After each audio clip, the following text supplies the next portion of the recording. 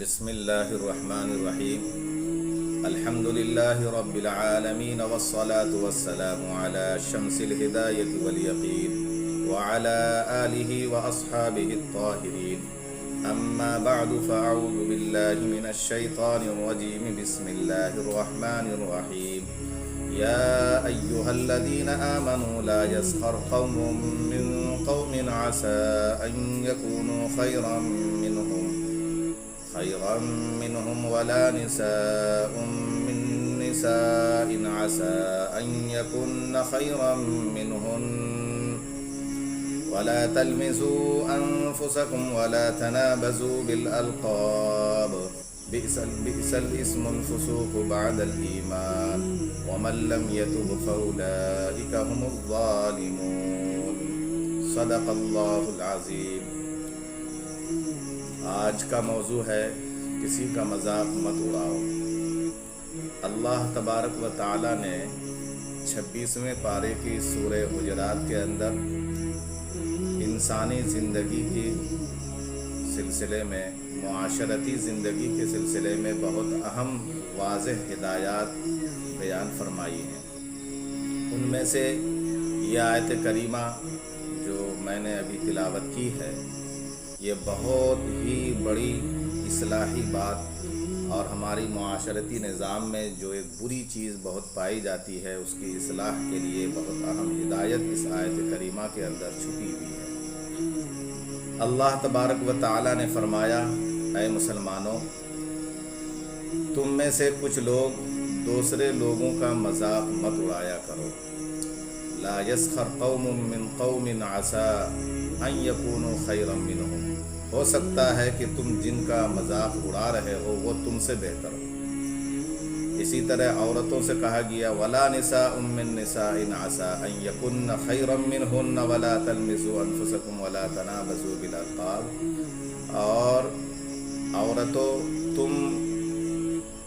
تم میں سے بعض دوسرے کا مذاق نہ اڑایا کریں، عورتیں عورتوں کا مذاق نہ اڑایا کریں۔ ہو سکتا ہے کہ عورتیں جن عورتوں کا مذاق اڑائیں وہ عورتیں ان عورتوں سے بہتر ہوں۔ اس لیے مردوں کو الگ حکم دیا کہ مردوں تم ایک دوسرے کا مذاق مت اڑاؤ، عورتوں کو بھی الگ حکم دیا کہ عورتیں ایک دوسرے کا مذاق آپس میں نہ اڑایا کریں۔ ایک حکم تو یہ ہوا۔ دوسرا حکم یہ ہے وَلَا تَلْمِزُوا أَنفُسَكُمْ، تم اپنے آپس میں ایک دوسرے کو طعن و تشنیع مت کیا کرو، ایک دوسرے کو برا بھلا مت کہا کرو۔ وَلَا تَلْمِزُوا أَنفُسَكُمْ، دوسرا حکم۔ تیسرا حکم یہ ہے وَلَا تَلْمِزُوا وَلَا تَنَابَزُوا بِالْأَلْقَابِ، دوسرے کو برے القاب سے مت پکارا کرو، ایسے القاب سے مت پکارو جن کی وجہ سے ان کے دل میں تکلیف ہو، ان کے دل کو ٹھیس پہنچے، ان کو اپنی ذلت کا احساس ہو، ان کو اپنی تحقیر سمجھ میں آ رہی ہو، ایسے الفاظ سے کسی کو مت پکارو۔ وَلَا تَلْمِزُوا أَنفُسَكُمْ وَلَا تَنَابَزُوا بِالْأَلْقَابِ، اور آگے فرمایا بِئْسَ الْإِسْمُ الْفُسُوقُ، بہت بری بات ہے، سب سے بری بات یہ ہے کہ انسان کو لوگ، کسی بھی آدمی کو لوگ فاسق اور فاجر کہے، وہ گنہگار کہلائے، یہ سب اوپر یہ گناہ کی چیزیں ہیں۔ ایسے گناہ کرنے والے کو دوسرے لوگ فاسق، فاجر اور گنہگار کہتے ہیں، جو دوسرے کا نام بگاڑ کر بولتے ہیں، دوسرے کا مذاق اڑاتے ہیں اور برے القاب سے لوگوں کو پکارتے ہیں کسی کا، تو ایسے آدمی گنہگار ہیں۔ اللہ نے بئس الاسم الفسوق، بہت بری بات یہ ہے کہ کسی کا نام رکھ دیا ہے، کسی کا نام فاسق اور گنہگار اس کو کہہ کر پکارا جائے۔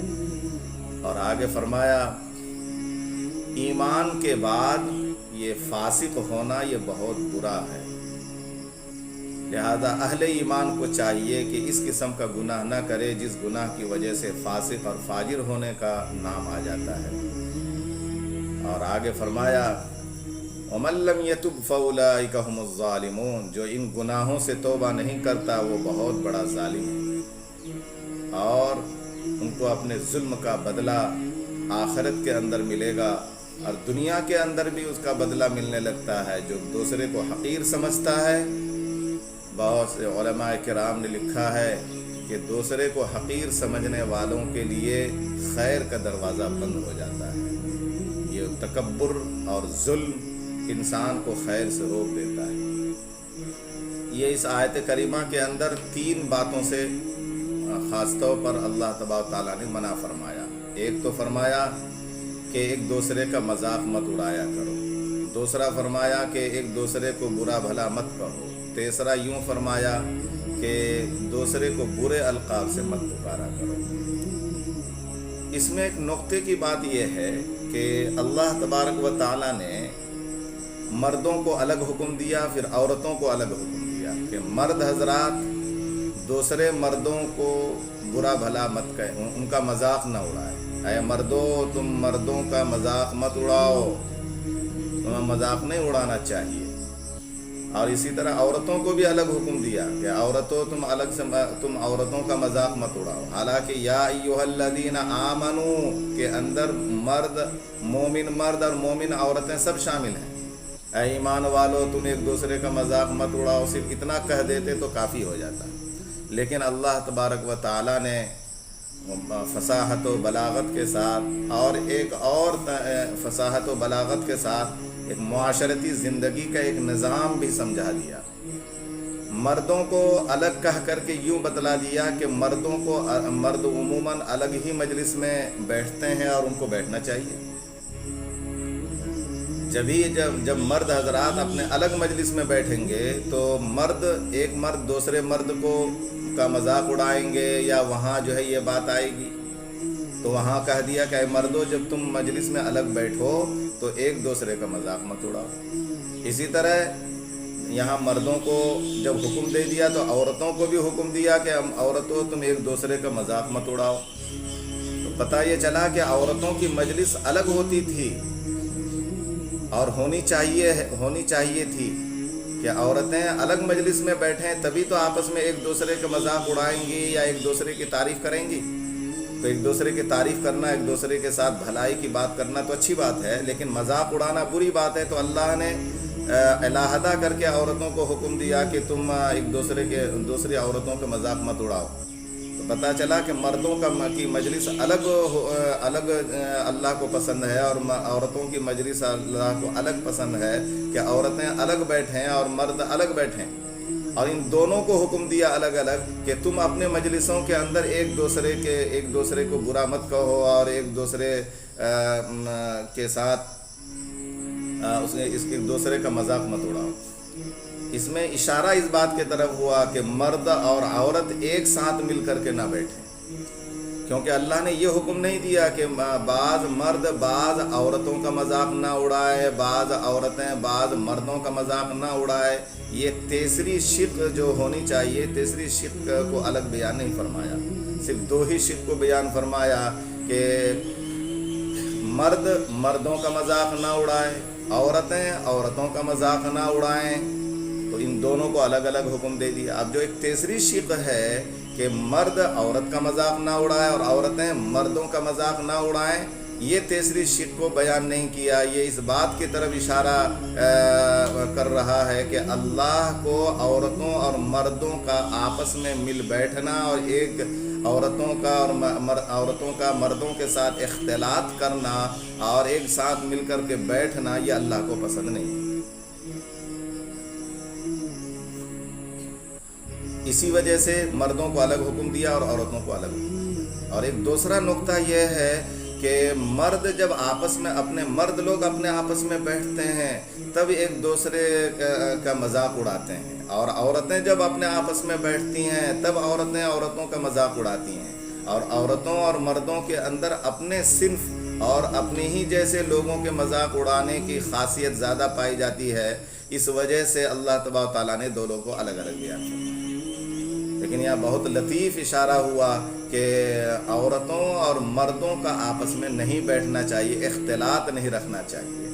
اب ہمارے معاشرے کے اندر یہ جہاں ایک دوسرے کا مذاق اڑانے کا گناہ پایا جاتا ہے، ایک دوسرے کو برا بھلا کہنے کا گناہ پایا جاتا ہے، اور جہاں برے القاب سے پکارنے کا گناہ پایا جاتا ہے، وہیں عورتوں اور مردوں کا ایک مجلس میں بیٹھنا، ایک ہی ساتھ بیٹھنا بھی، یہ گناہ بھی پایا جاتا ہے۔ قرآن پاک نے اپنے انداز بیان سے عورتوں اور مردوں کے اختلاط کو گویا منع فرما دیا کہ عورت اور مرد ایک ساتھ نہ بیٹھیں۔ ہمارے معاشرے میں شادی بیاہ کے اندر عورتوں مردوں کا اختلاط اور بڑا اختلاط ہو جاتا ہے، جس کی کوئی پرواہ نہیں ہوتی۔ اسی طرح موت اور غم کی مجلسوں کے اندر بھی دیکھا جاتا ہے کہ عورتیں اور مرد سب آپس میں ملے جلے بیٹھتے ہیں، ملی جلی مجلسیں لگاتے ہیں۔ یہ نہیں ہونا چاہیے۔ اسی طرح اداروں کے اندر جہاں یہ اختلاط ہوتا ہے، یہاں اختلاط سے گویا کہ ہماری شریعت نے، ہمارے قرآن پاک نے اپنے انداز بیان سے ہمیں منع فرما دیا۔ اللہ تبارک و تعالی ہم سب کو ایک دوسرے کی برائی، ایک دوسرے کو برے القاب سے پکارنے اور اسی طرح عورتوں اور مردوں کا آپس میں اختلاط والی مجلس قائم کرنے سے حفاظت فرمائے۔ شادی بیاہ ہو یا موت و غم کی مجلس ہو، ہر موقع پر مرد الگ بیٹھیں اور عورتیں الگ بیٹھیں، عورتیں اپنے آنگن میں بیٹھا کریں اور مرد اپنے باہر بیٹھک میں بیٹھا کریں۔ یہی ہماری تہذیب، یہی ہماری ثقافت، یہی ہماری معاشرت ہونی چاہیے۔ یہ معاشرتی زندگی کا ایک بہت بڑا اہم پہلو اس آیت کریمہ کے اندر بیان فرمایا گیا۔ اللہ تبارک و تعالی ہم سب کو عمل کی توفیق عطا فرمائے۔ وآخر دعوانا ان الحمد للہ رب العالمین۔